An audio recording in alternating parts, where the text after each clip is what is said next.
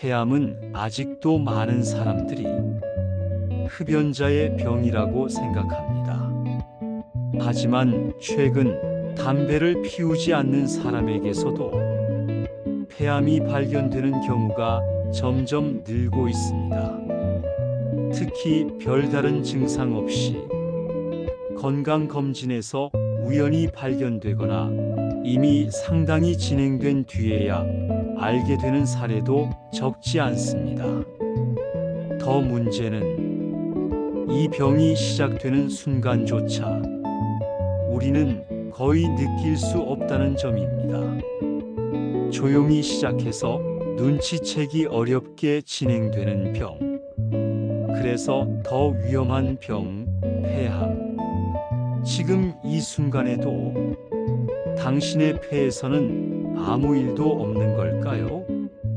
최근 폐암의 양상이 조금씩 달라지고 있습니다.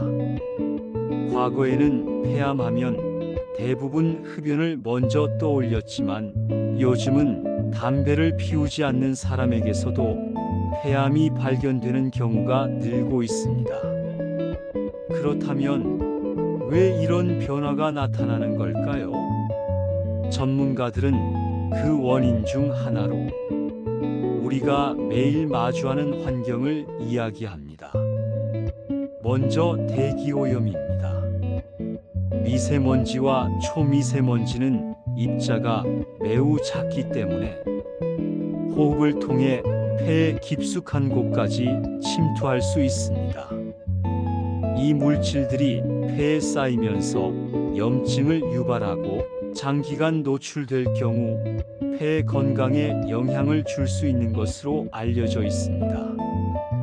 또 하나 주목되는 부분은 실내 환경입니다.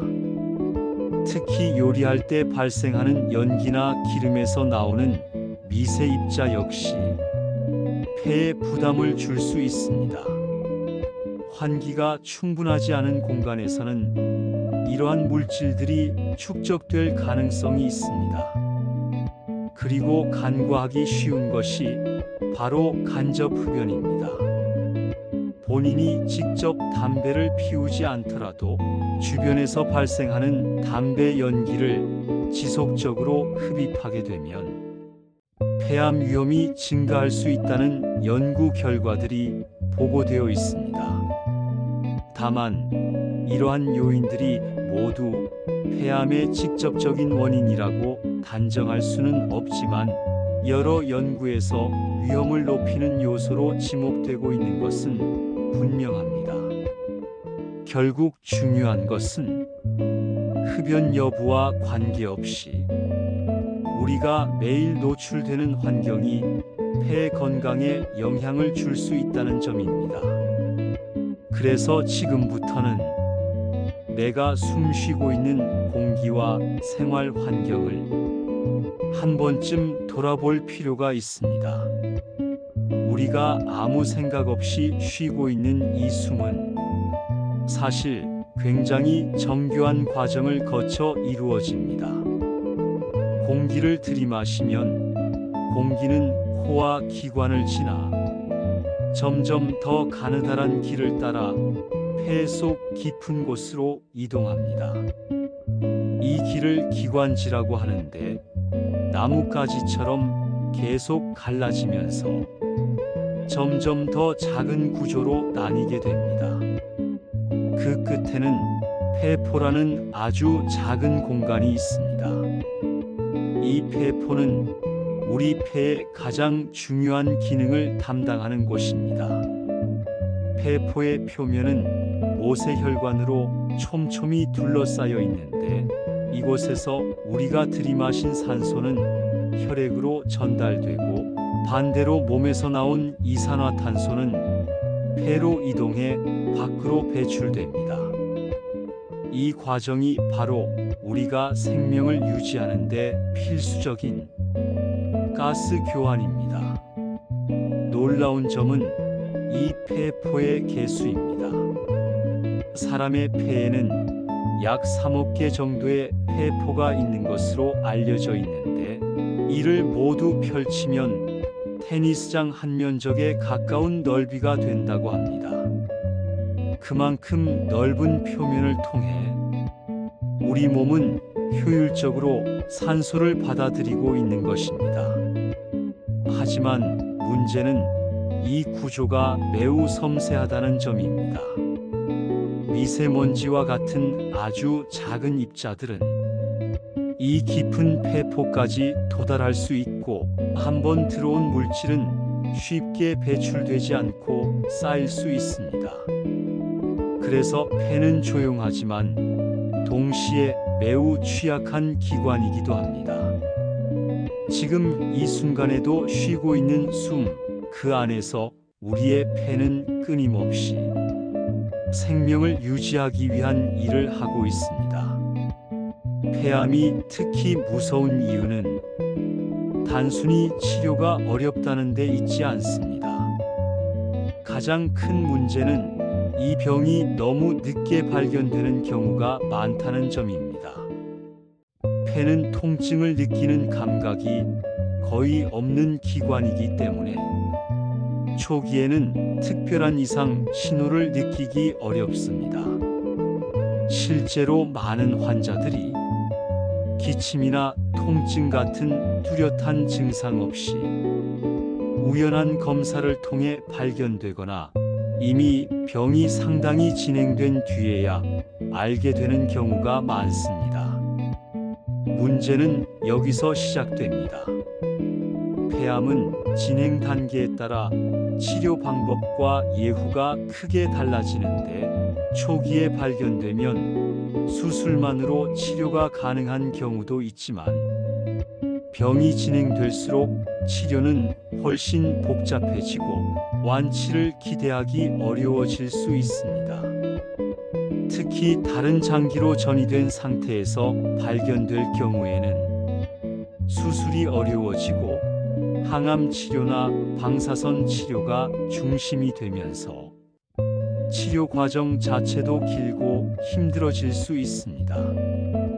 실제로 통계적으로도 폐암은 다른 암에 비해 생존율이 낮은 편으로 알려져 있습니다. 이는 그만큼 언제 발견되느냐가 결과를 크게 좌우한다는 의미이기도 합니다. 더 주목해야 할 점은 이 모든 과정이 아무 증상 없이 진행될 수 있다는 사실입니다. 그래서 폐암은 조용히 시작해서 알아차렸을 때는 이미 늦어 있는 경우가 많은 병입니다. 지금 이 순간에도 특별한 증상이 없다고 해서 완전히 안심할 수 없는 이유가 바로 여기에 있습니다. 폐암의 치료는 한 가지 방법으로 해결되는 것이 아니라 암의 진행 정도, 즉 병기에 따라 달라집니다. 가장 초기 단계인 1기의 경우 암의 크기가 작고 다른 부위로 퍼지지 않았다면 수술만으로 치료가 끝나는 경우도 있습니다. 이 시기에는 비교적 폐의 기능을 보존하면서 암을 제거할 수 있는 가능성이 높습니다. 하지만 암이 주변 림프절로 퍼지기 시작한 2기에서는 수술이 기본이 되면서도 재발을 막기 위한 보조적인 항암 치료가 함께 진행되기도 합니다. 3기로 진행되면 상황은 더 복잡해집니다. 암이 폐 주변 구조물이나 더 넓은 림프절까지 침범하게 되면서 수술뿐 아니라 방사선 치료, 항암 치료를 병행하는 복합 치료가 필요한 경우가 많습니다. 그리고 다른 장기까지 전이된 4기에서는 대부분 수술이 어려워지고 항암 치료나 표적 치료, 면역 치료와 같은 전신 치료가 중심이 됩니다. 이처럼 폐암 치료는 단순히 암을 제거하는 것을 넘어서 환자의 상태와 병의 진행 정도를 종합적으로 고려해 가장 적절한 방법을 선택하는 과정입니다. 그래서 무엇보다 중요한 것은 치료 방법을 고민하기 전에 얼마나 이른 시기에 발견하느냐입니다. 같은 폐암이라도 발견 시점에 따라 치료의 방향과 결과는 완전히 달라질 수 있기 때문입니다. 수술실 안 모든 준비가 끝나고 의료진의 움직임이 조용히 시작됩니다. 사전에 확인된 병변의 위치를 따라 정밀한 기구들이 천천히 폐 속으로 접근합니다. 아주 작은 이상 부위 하나를 찾아내기 위해 의료진은 화면에 집중하며 신중하게 절제를 진행합니다. 조금의 오차도 허용되지 않는 순간 의심되는 조직이 조심스럽게 분리되고 곧바로 조직 검사를 위해 전달됩니다. 이제 남은 건 결과를 기다리는 시간입니다. 수술은 잠시 멈춘 채 짧지만 길게 느껴지는 시간이 흐릅니다. 그리고 마침내 전달되는 검사 결과. 그 결과에 따라 수술의 범위가 결정됩니다.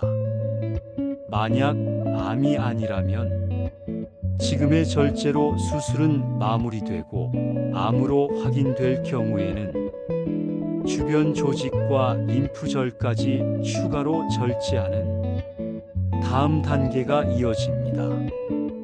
환자의 폐를 최대한 보존하면서도 암을 놓치지 않기 위한 선택. 의료진은 그 균형 위에서 가장 신중한 결정을 내려야 합니다. 이 한 번의 판단이 앞으로의 치료 방향과 예후를 결정짓기 때문입니다. 그리고 결국 이 모든 과정이 말해주는 단 하나의 사실은 분명합니다. 폐암은 얼마나 빨리 발견하느냐에 따라 지킬 수 있는 것이 완전히 달라진다는 것입니다. 시청해 주셔서 감사합니다. 구독, 좋아요 부탁드릴게요.